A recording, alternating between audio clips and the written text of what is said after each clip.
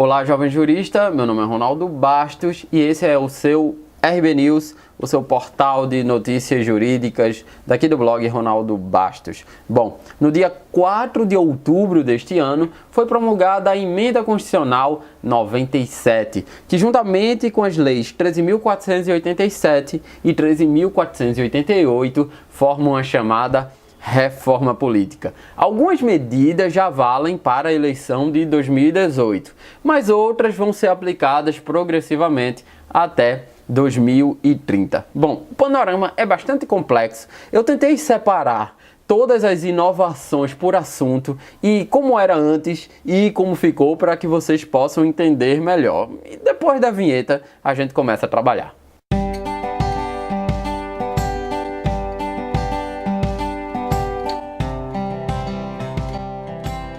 Bom, a primeira coisa que foi modificada é o que os eleitoralistas estão chamando de cláusula de desempenho. Como é que funcionava anteriormente? Bom, todos os partidos recebiam uma parcela do fundo partidário e o tempo de propaganda, seja na televisão, seja no rádio, era calculado de acordo com o tamanho da bancada na Câmara dos Deputados, né? Isso é como era. Como é agora? Agora, essa cláusula de desempenho exige que os partidos tenham um desempenho mínimo para ter acesso tanto ao fundo partidário quanto ao tempo de televisão e rádio. Bom, para 2018, que essa regra vai ser progressivamente mais exigente até 2030, para 2018, os partidos têm que alcançar no mínimo 1,5% dos votos válidos, distribuídos no mínimo em 9 estados, com no mínimo 1% de votos em cada um desses estados. Como alternativa, os partidos têm que eleger no mínimo 9 deputados, distribuídos em no mínimo 1/3 das unidades da federação. Como eu disse, essas exigências vão aumentar gradativamente até o ano de 2030.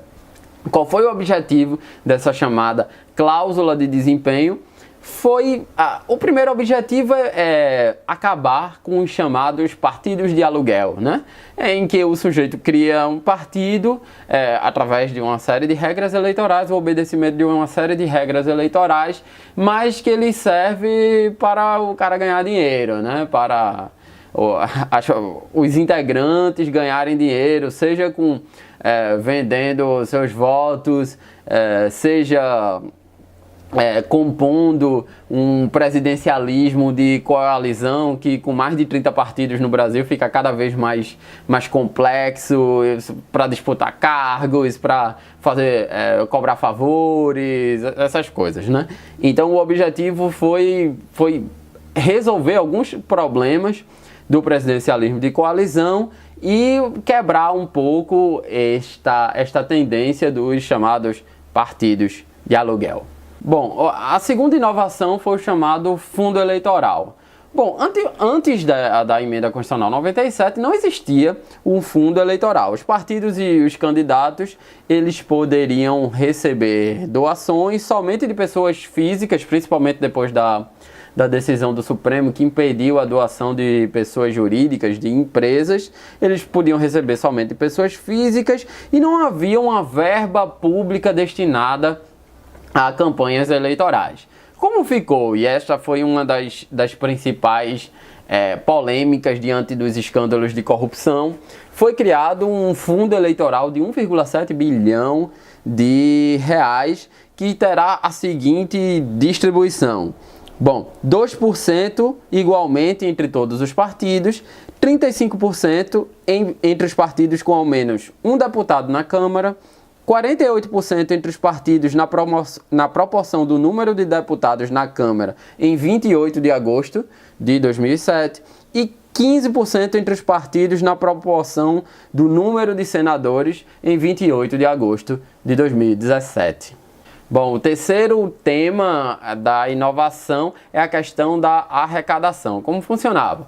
Os políticos eles poderiam iniciar a arrecadação a partir somente do mês de agosto do ano das eleições e só tinham acesso a esse dinheiro depois do registro oficial da sua candidatura. O que é que acontece agora? A inovação é que os integrantes, os políticos, podem utilizar-se de crowdfunding, né, naquelas campanhas de financiamento coletivo na internet, e a arrecadação começa um pouco antes, não começa apenas em agosto, começa já em 15 de maio do ano eleitoral. Uma segunda inovação é que agora os partidos eles podem vender bens e serviços e promover eventos de arrecadação. Isso não existia antes. É claro que com a decisão do STF, as empresas continuam impossibilitadas de contribuir na arrecadação desses partidos, né? A crítica é que vai ter realmente muito caixa 2 e a questão é como controlar essas campanhas de crowdfunding na internet. Vamos ver o que vai acontecer. O quarto tema que eu queria abordar com vocês é a questão do limite das doações. Como ocorria antes?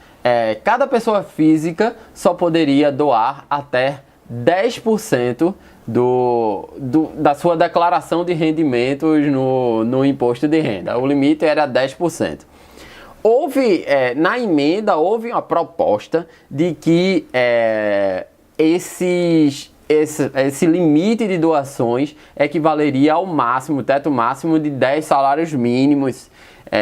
Só que isso foi vetado por Temer. Então, continua a questão dos 10% dos seus rendimentos, e se você tiver muito dinheiro e esses 10% equivalerem a mais que 10 salários mínimos, tudo bem. Esse foi o primeiro veto de Temer na proposta da reforma política. Então, como é agora? Continua os 10%, mesmo que esses 10% em relação a pessoas específicas ultrapassem 10 salários mínimos. Beleza? Bom, a quinta inovação que eu trago para vocês, eu falei do limite das doações. Agora eu falo do limite dos gastos. Antes não havia limite de gastos. Cada político poderia gastar o quanto conseguisse arrecadar, né? Só que agora há limite de gastos em relação a que esses limites variam de acordo com o cargo a ser disputado. Vamos lá.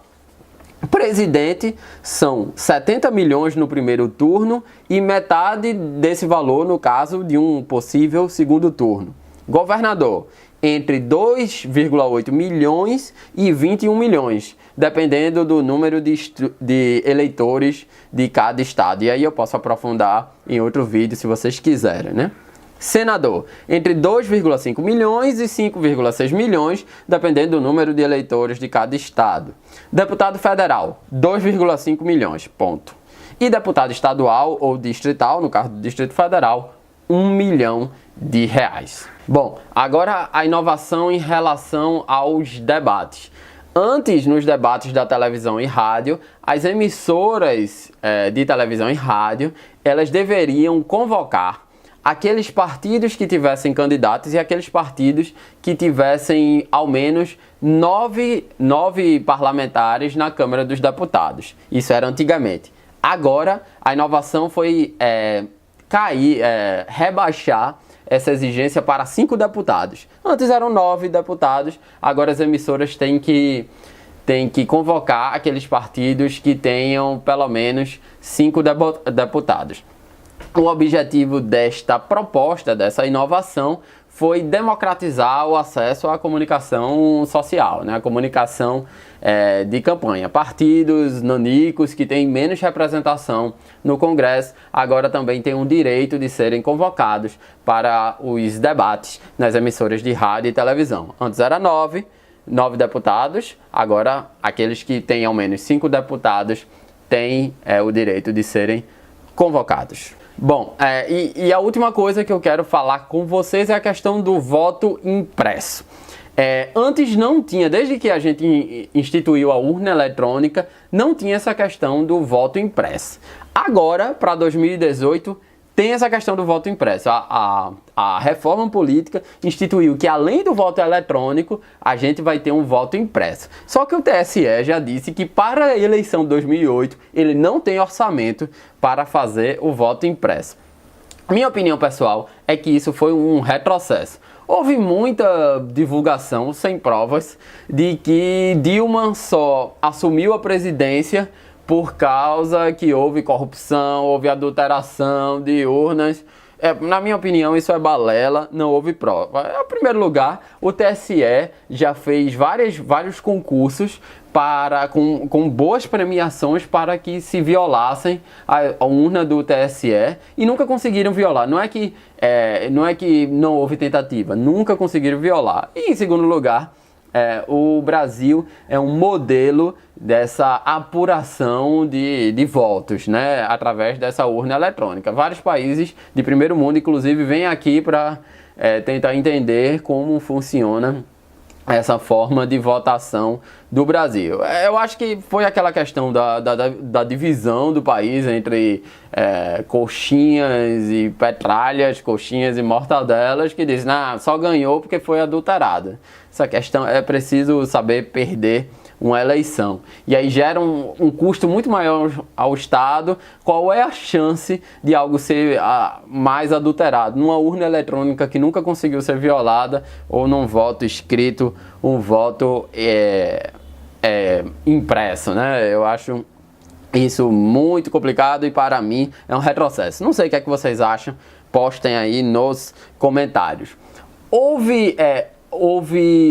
Na reforma política também tem a vedação das coligações nas eleições proporcionais, como eleição para deputado, vereador, essas coisas. Essa vedação, porém, só vai valer a partir de 2020, ou seja, eleição de 2018 não tem esta vedação, ou seja, de 2018 pode haver coligação, sim. E aí eu falei anteriormente do veto de Temer, a questão dos 10 salários mínimos, que você pode doar até 10% do seu salário, mesmo que isso ultrapasse 10 salários mínimos. O segundo veto importante de Temer foi a disposição que dizia que, em caso de publicações em redes sociais que incitassem um discurso do ódio, etc., ou que propiciasse a fake news, né, as notícias falsas, através de uma denúncia ao provedor de internet, ele teria a obrigação de retirar essa notícia falsa, esse discurso do ódio em 24 horas, né? E isso foi vetado por Temer, é muito bem vetado, na minha opinião. Isso é uma questão que o STF ainda vai decidir, que é a questão do direito ao esquecimento. Eu já fiz a aula, já está o roteiro pronto, só falta gravar a aula e editar para vocês. Eu prometo que vou fazer isso. Inclusive, essa questão já estava estabelecido no chamado Marco Civil da Internet, em que os provedores só são obrigados a retirar essa informação que traga prejuízos financeiros, sociais, morais para alguma pessoa a partir de uma decisão judicial transitada em julgado. Então não é assim, o deputado, senador, ele denuncia em 24 horas, vai ser tirado. Muito bem vetado pelo presidente Temer. Bom, é isso, pessoal. Foi um RB News extenso, um RB News complexo, cheio de temas de antes e depois, como era antes da reforma política e como é agora. Eu não consegui abordar tudo porque tem muitas partes da reforma política vão ser progressivamente implantadas até 2030. Tem uma parte que vai ser implantada em 2018, outra em 2020 e até 2030. Enfim, se vocês quiserem, postem nos comentários que eu posso fazer um vídeo mais completo sobre isso. Então, por hoje é só. RB News finalizado. Até uma próxima. Tchau.